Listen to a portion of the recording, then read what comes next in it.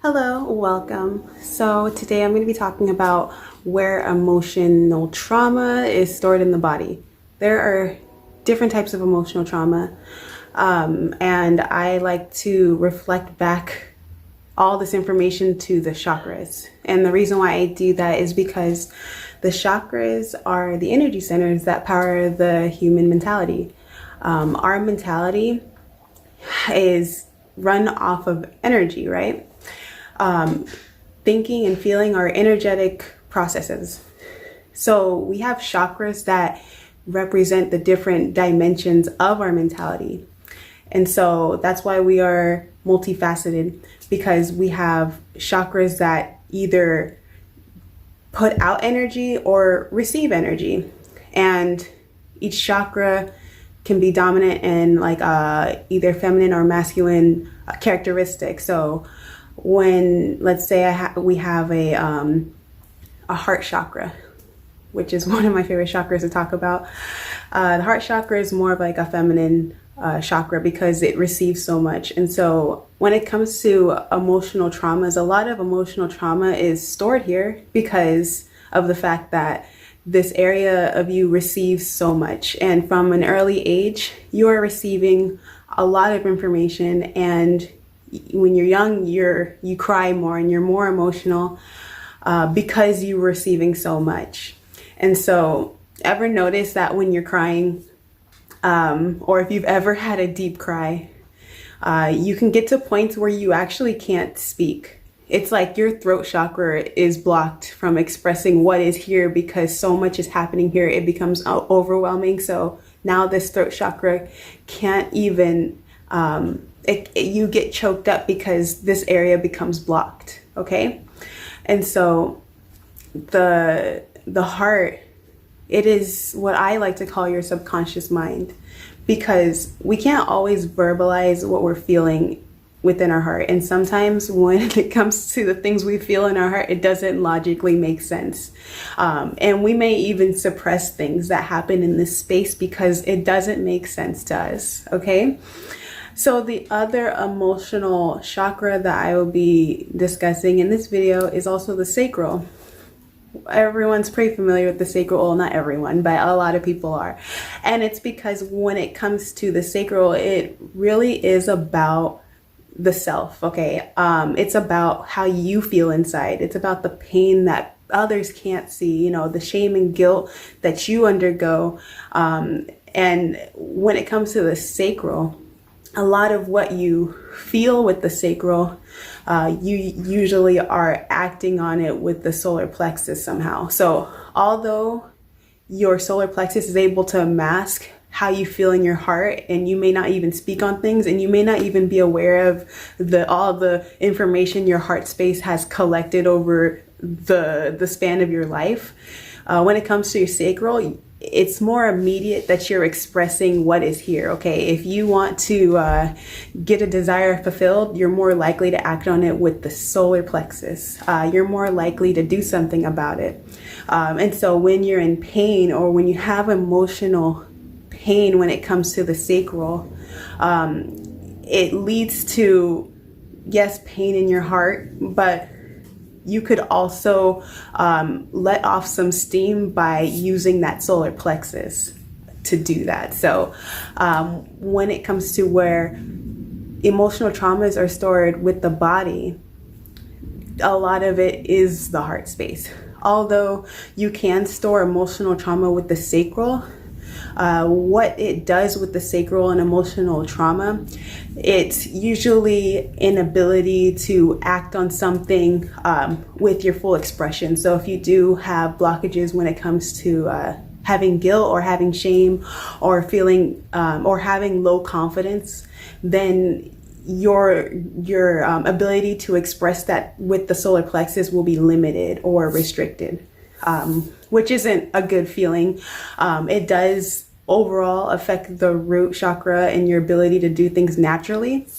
But when it comes to your heart space, it's more likely to just make you more, I'm getting a phone call. It's kind of throwing me off. I apologize. When it comes to your heart space, you're more likely to fall into like you're more likely to go into the subconscious mind and have to find out where the pain is connected to, right?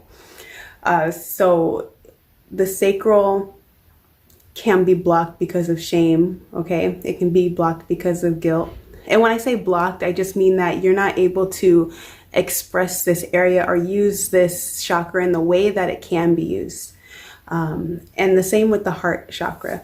When you're feeling blocked with the heart chakra, you probably even experience having either no recollection of your dreams, or having very little recollection with your dreams. Or if you do recollect your dreams, then or recall your dreams, then you aren't able to like connect the dots as easily, or you may not understand like the context of it at all. Like you were just experiencing things, and it didn't do anything. It didn't really like impact your daily life in any kind of way where you can like connect back to how things apply in your physical world. And so that's just something I wanted to throw in there. But the heart space is your subconscious mind, and the sacral space is more of a inner conscious mind, which is more me oriented, okay, or you oriented. So it's the sacral is the pain that people can't see. So let's say you went through a traumatic event that physically was, let's say it did bring physical trauma, like getting hurt or injured, okay? Getting hurt or injured can affect your sacral, because now you don't even want to participate in those activities. Yes, it's a logical response. So your solar plexus is going to make sure that you don't participate in those activities, right? But when it comes to how you feel emotionally, you may have like or feel shame about it. Like you may shame yourself into thinking you're not capable, and so it affects your confidence. So the sacral is more anything that has impacted your sacral negatively would come off as like you having like unsurety or not having the confidence to do the thing that brought you that shame, right? And when it comes to the heart space and how that stores emotional trauma, then it's more that you aren't able to communicate that, or that you just block it off. The heart space, you can really block out a lot. And that's why when it comes to the things that we repress, we can go years not knowing that we're not fully using our hearts, or that we actually didn't know how to love. We didn't know how to show love appropriately because we've blocked off so many aspects of ourselves because of the fact that we've experienced heartbreak. And your ego, or your your ego, but your solar plexus can do things to get your mind off of that pain. Your solar plexus most of the time just acts on what you feel in your sacral, which is usually about the self.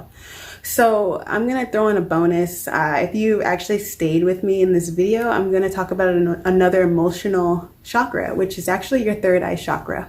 And the reason why your third eye chakra is an emotional aspect is because when you're connecting to things by seeing and looking at it. So when this is another dimension of emotions. It's another dimension of how we show emotion. So just being able to make eye contact, or making eye contact with something, triggers emotion within you. Like I can see someone I hate, which I don't really have that problem, but or see something that I hate, right? And I connect that back to having total hate for it, okay? Or I can see something that I love just by looking at it, and I can connect that back to something I love. Or I can fall in love at first sight, right? So the third eye is it's an emotional aspect, because it's receiving information. It's when you see things, like you're taking in your world, you're taking in what you're observing, and by doing that, you're connecting emotionally with your environment and your surroundings. So if you end up having an emotional trauma of some form with the third eye, then you're gonna block yourself from seeing certain things. It's going to fog your vision. You're not gonna be able to see things clearly. So you can perceive something as a threat when it's not a threat. And then you would vocalize that through the throat chakra. And the throat chakra is more of a masculine dominant chakra, because it projects an impression. So you're going to express that through the throat chakra, or through your impression, or through your solar plexus, which means you just get out of there. So when it comes to your third eye, if you do have emotional trauma that blocks you here, then it's just a reflection of something that you may also be feeling in your heart space, yes, but that can be very subconscious. So you would have to dive into your subconscious, and we're all different, right? So what happens with your third eye and why you can't see certain things, that information is most likely present within the heart space. This chakra, it doesn't really store information. I mean, you can remember the things that you've imagined, or you can go back to an imagination and connect with it that way. So definitely it does store something, but the information that the third eye can store isn't always what's accurate, or not accurate, but just logically correct. It usually isn't. You just perceive based on your own biases, and your biases, that can look like anything. Just because something's normal doesn't mean it's right, or something's familiar doesn't mean it's the right thing to do or the right thing to participate in. So it really depends on what you have stored in your heart space, and what you avoid, and what you're able to confront, and what you're able to recall. So I hope you like this video. I'll see you in the next one.